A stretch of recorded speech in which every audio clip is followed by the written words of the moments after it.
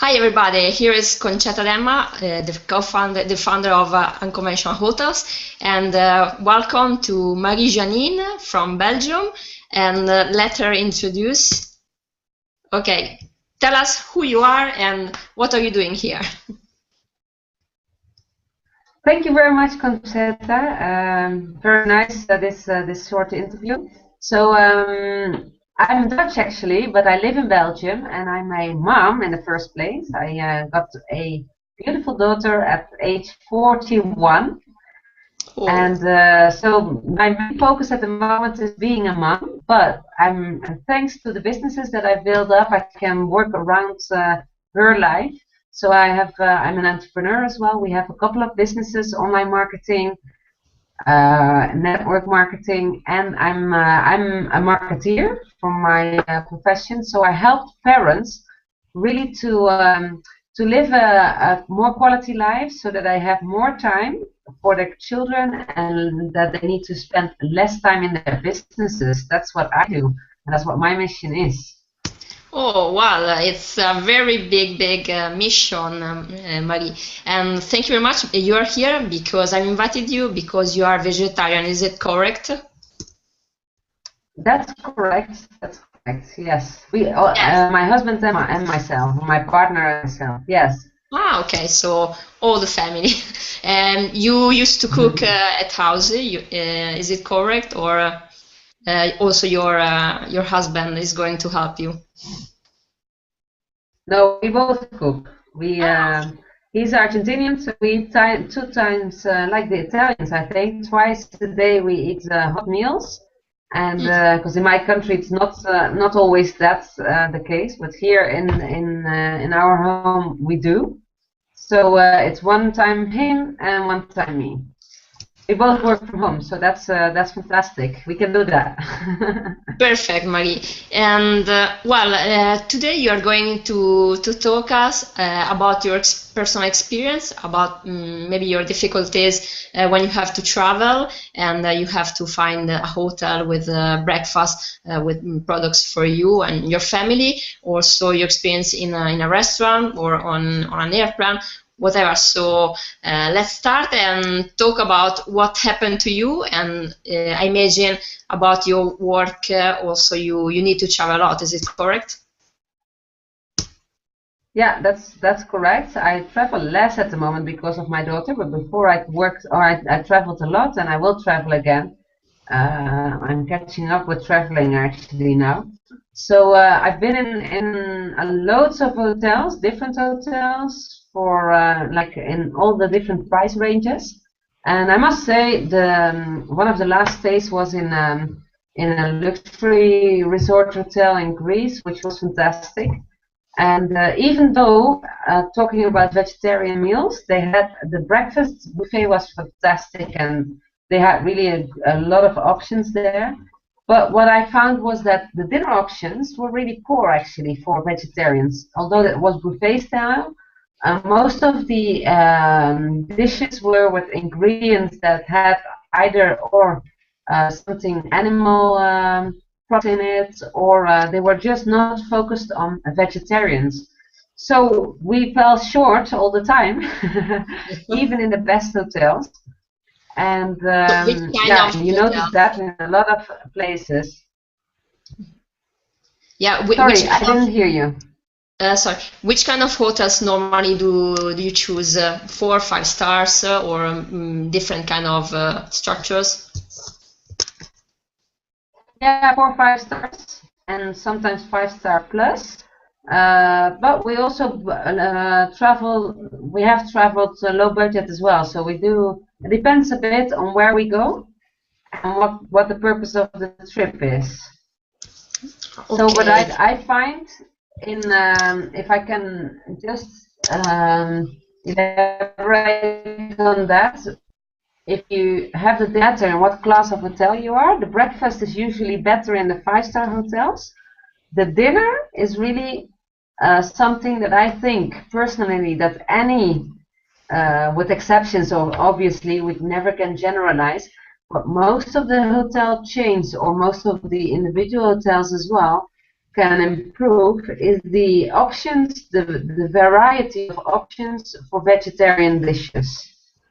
So even though they offer very nice buffets or a la carte menus, the quantity of options is usually very poor. I mean, it usually sticks with a couple of pastas, pizzas, and and salads, and that's about it. You know, there is like, and I can understand. I mean, the chefs are usually not equipped to do a lot of vegetarian cooking, so it would be very nice to have some in-house vegetarian cooking courses or something for these hotels. Okay, and Marie, normally talk us about the staff, waiters, people you find in hotels or in restaurants. What can you tell about their kind of preparation information about this kind of stuffs, vegetarian or vegan, whatever? Do you find they are prepared or they just know a little bit? Your experience about this? No, again, I can't generalize. However, what I feel is that there is a lack of information amongst the waiters. Often it happens like we say, yeah, we're vegetarian, and then they say, yeah, no, we have fish, and they don't really understand. You know, they don't understand what it is to be vegetarian, and that there is different kind of vegetarians. And must be the same for vegan. I personally don't know about, or we never ask for vegan dishes. We will pick them if they are offered, but this is very rare.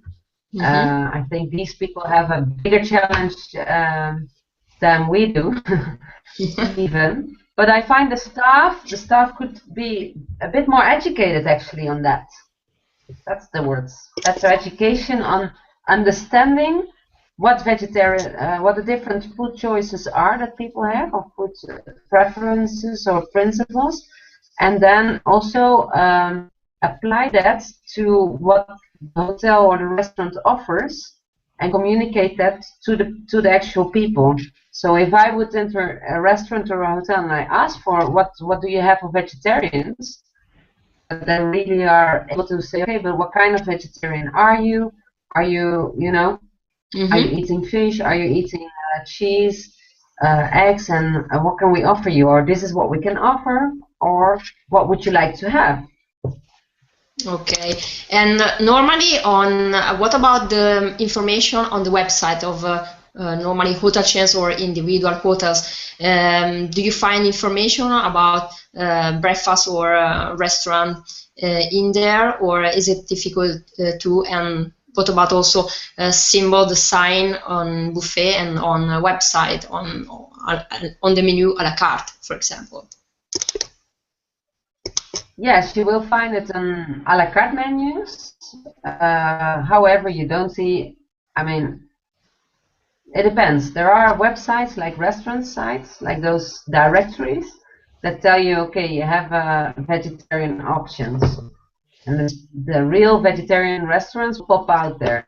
Okay. For example, you will not find on a hotel website or a regular restaurant website that they also have vegetarian offers. Basically, it's different. Either you choose a vegetarian restaurant and you can go to a vegetarian restaurant, but if you mix up with non-vegetarian friends, they don't have another choice than eating vegetarian.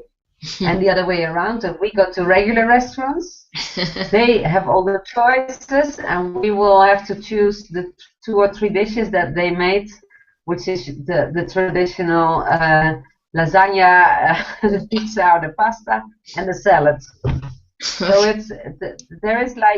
it's like smokers and non-smokers actually. So like we are a different group of people. Yeah.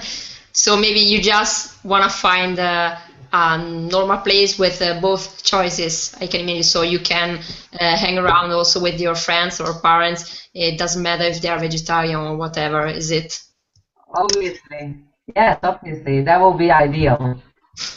Yeah, maybe you just want to be welcomed or served in the same way without feeling guilty, maybe, that you are vegetarian? Yeah, I don't feel guilty, but I can imagine that that other people do feel so. What I do feel is that I get less and less interest to go out, because it's like, okay, we would do that. We will go out with other people, but for ourselves, I mean, I prefer to eat at home because it's much nicer. Used to be, because I have not been my whole life vegetarian. And I was one of these people that spent easily 1,500 euros a month in restaurants just to enjoy the food and just to enjoy the ambience. And I realize now that I no way I will spend that money, because I can't find the restaurants that offer me the food that I really cherish and enjoy. So I prefer to buy the ingredients and cook myself or cook amongst friends. Okay, and so when you decided to be vegetarian, and what happened? Why? The reason why for you?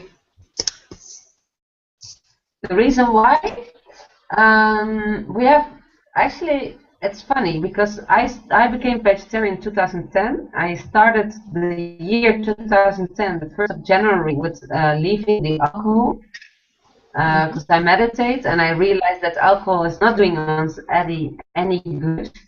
And then in that same year, in March, I think it was, I went to an event of Anthony Robbins. Mm-hmm. And he really made us conscious about how the industry is dealing with animals, etc., and what the influence of eating meat is on us.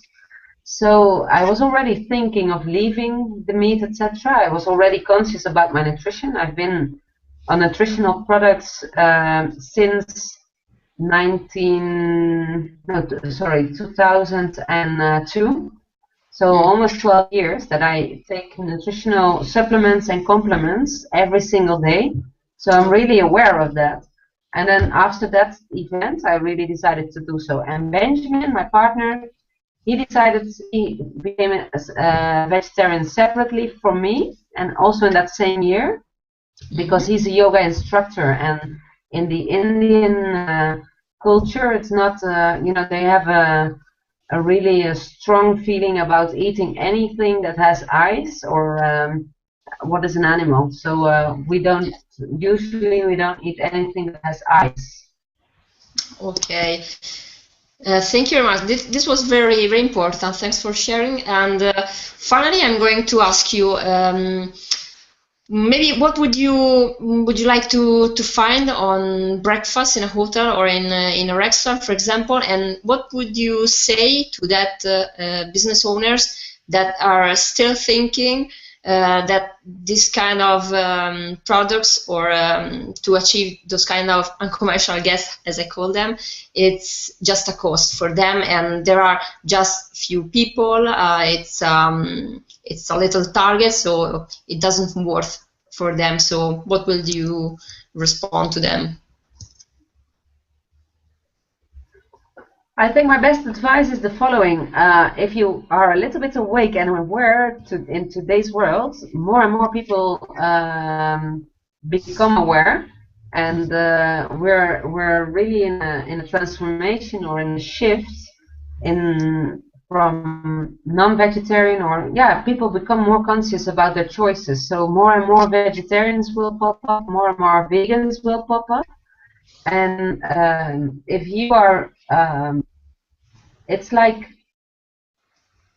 treating people, discriminating people. I mean, if you treat, I can understand you need to focus on a target group, but if you leave that group out, and there are a couple of very big influences actually in the industry that influence a lot of people, thousands and thousands, not to say millions of people, that are using hotels, restaurants, and spending a lot of money in these places. And if you are really not taking care of these people and giving the same service, you will miss out eventually in a huge group of people. So I think it's a matter of mindset. It's not no extra work. It's just changing a little bit and educating yourself and your staff a little bit on what's happening in the marketplace and what little tweaks you can do to really satisfy those people that are looking for a second option. And from a marketing point of view, because I'm a marketeer from background, it's extra and added. Actually an added value that you give to any customer. So it's a real good thing to do. So it's just being smart and win that. That is a very potential group of people, and it's growing every single day. So that would be my advice, Concetta. Okay. Yeah, so we can finish this interview with this wonderful advice to the tourism industry. And I hope you will enjoy some of unconventional hotels one day. And so thank you very much. I hope so. Yeah, and your mission, it's very powerful too. So we'll keep in touch, of course. And thank you very much, Marie, and have an unconventional day. We look forward to know also the next unconventional guest. So stay tuned, and you can find all this interview on my website, unconventionalhotels.com, and on my YouTube channel, youtube.com/unconventionalhotels. So everybody from Milan, bye-bye, and have an unconventional day. Thank you. Concetta.